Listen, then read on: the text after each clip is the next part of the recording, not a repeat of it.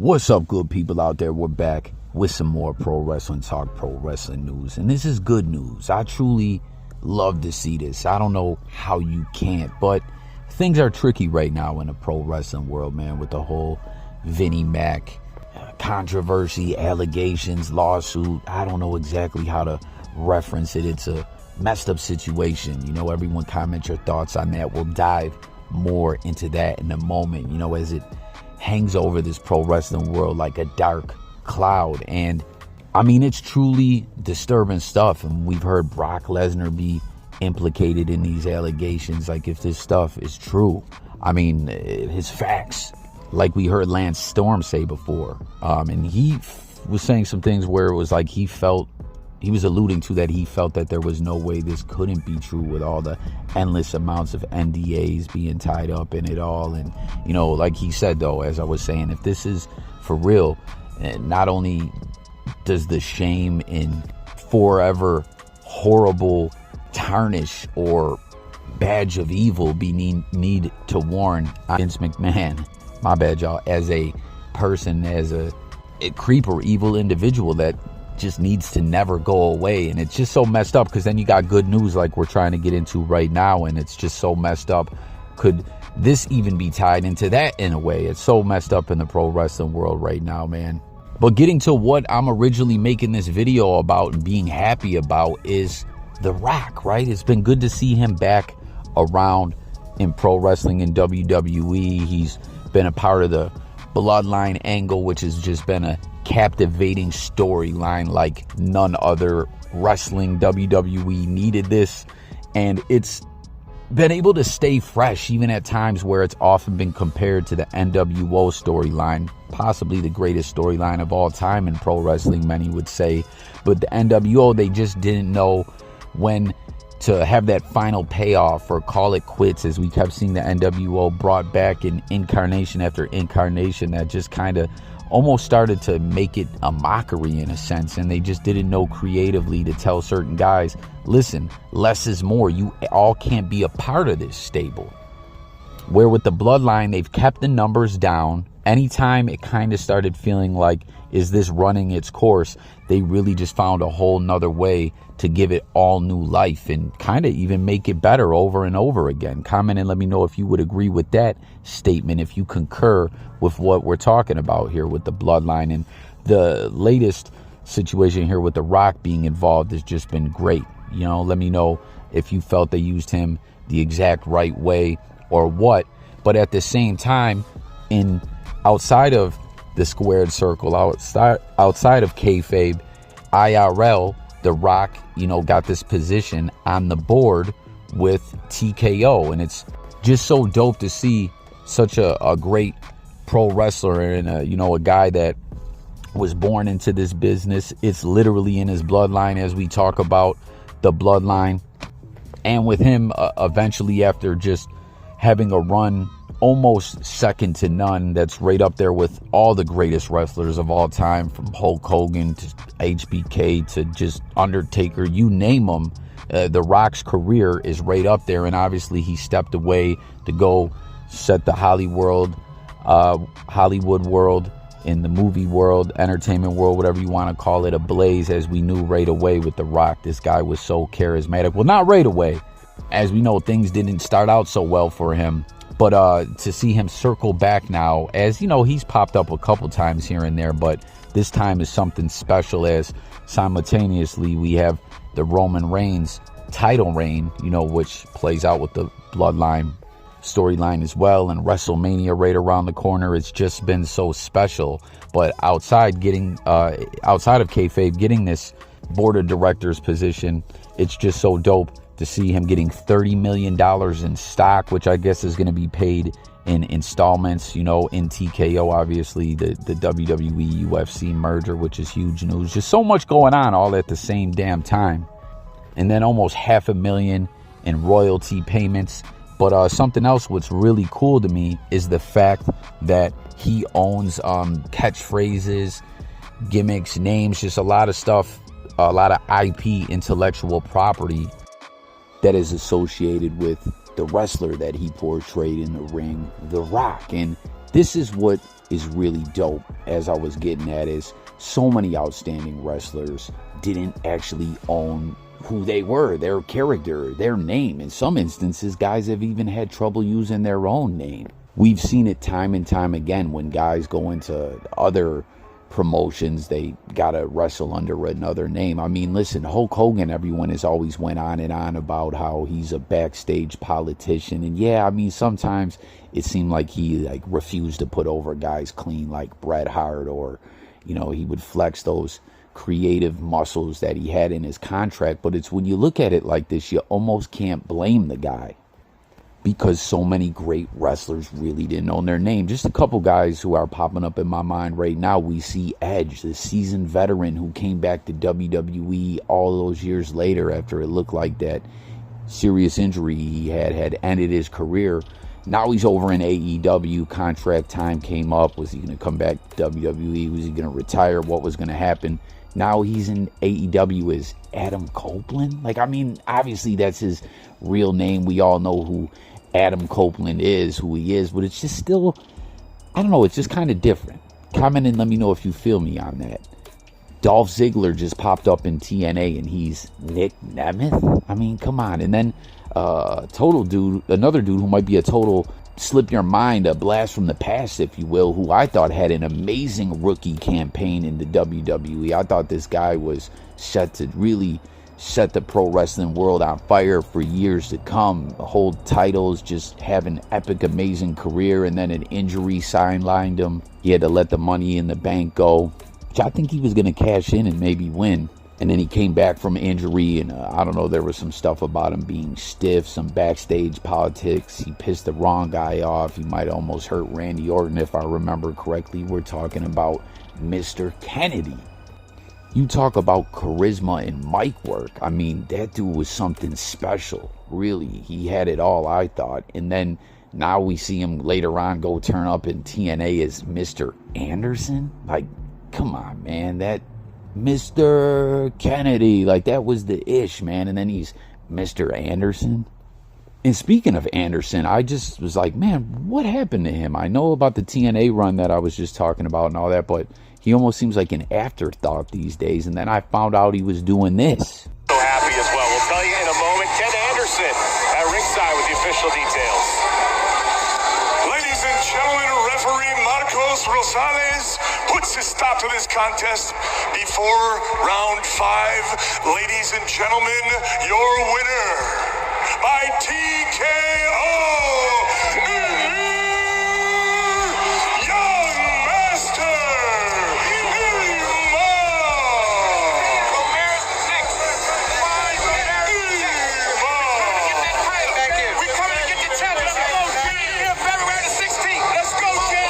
So how about that? Comment and let me know if you knew that he was doing commentating in boxing. I don't think this is a big promotion or anything like that, but it's kind of cool. At first when I saw that, I was like, wait, he's involved in boxing? But then it's like, duh. I mean, obviously the whole mic gimmick, the announcer thing, everything like that, it totally makes sense, and I think it's pretty cool.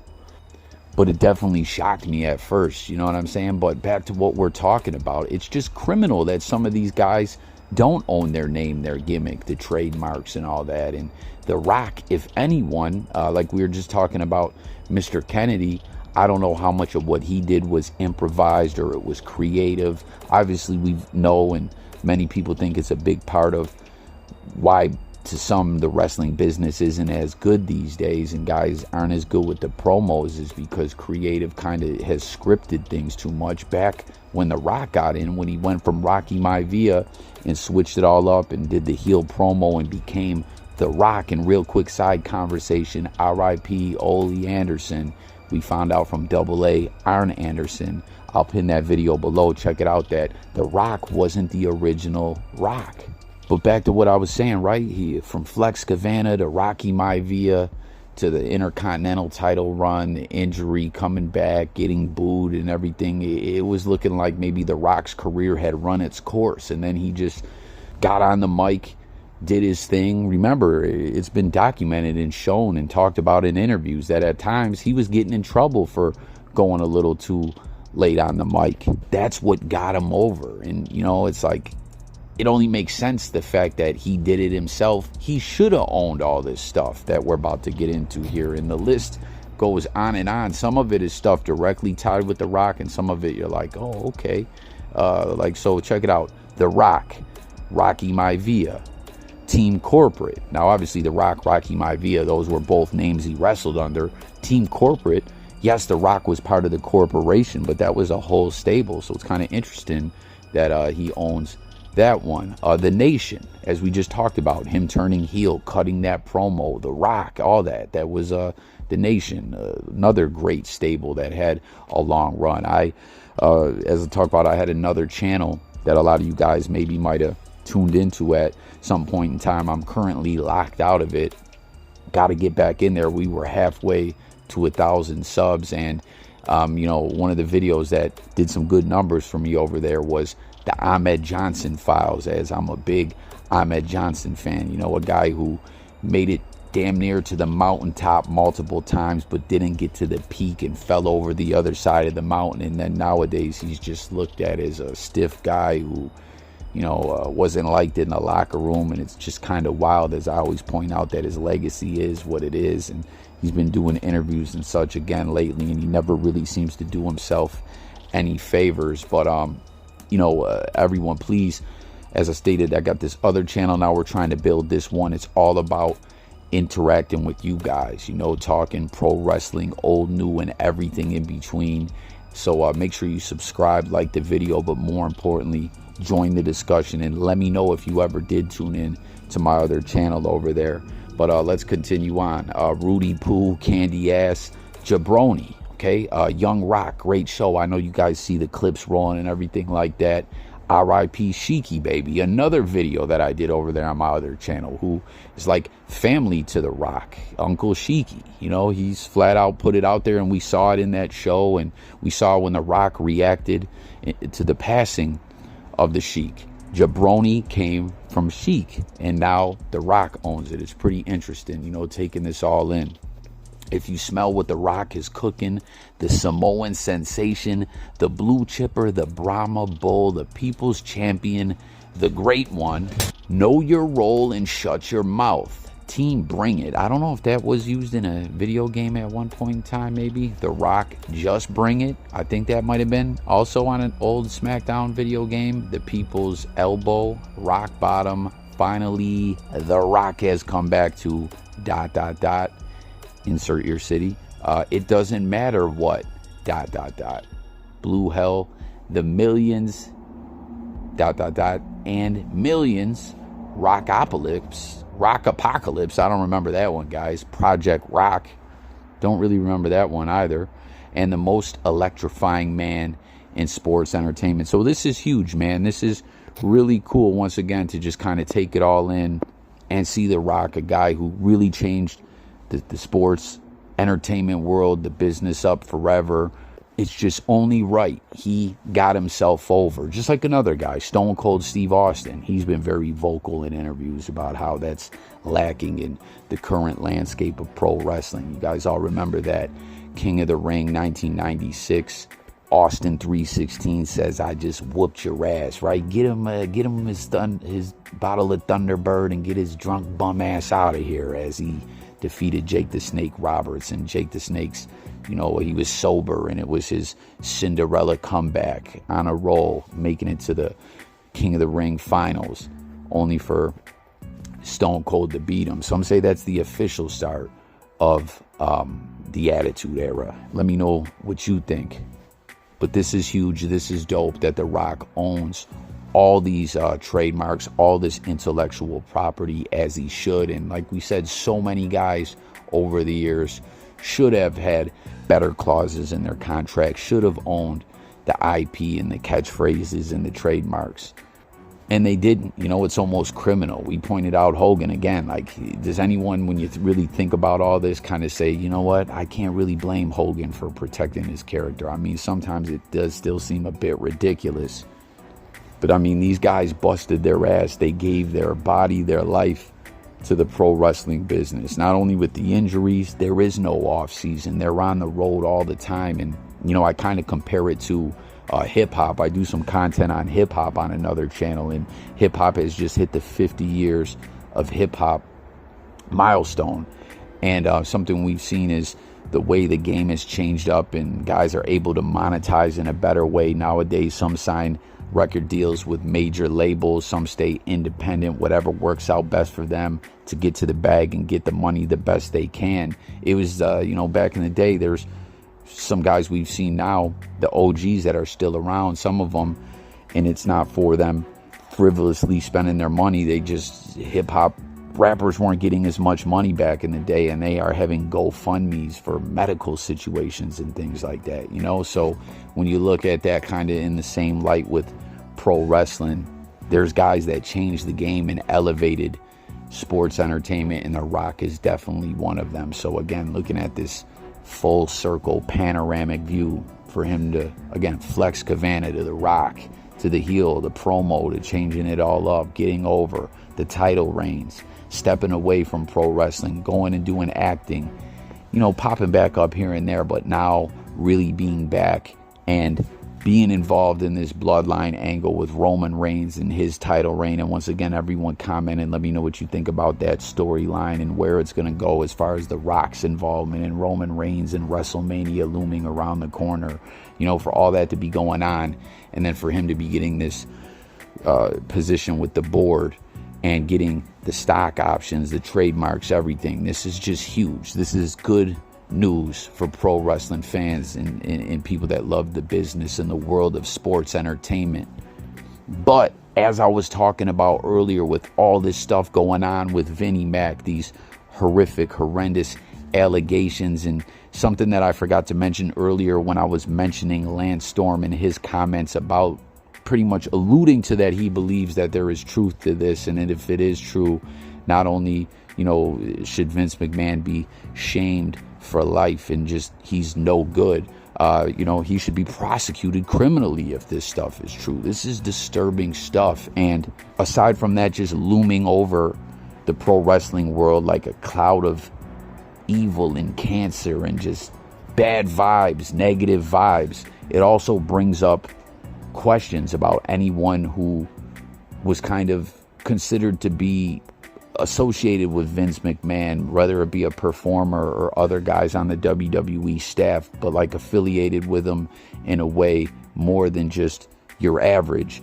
employee of WWE. Again, Brock Lesnar's been implicated, and it just really has everyone thinking. May have heard about the shocking sex abuse lawsuit being leveled at WWE boss Vince McMahon by a former employee.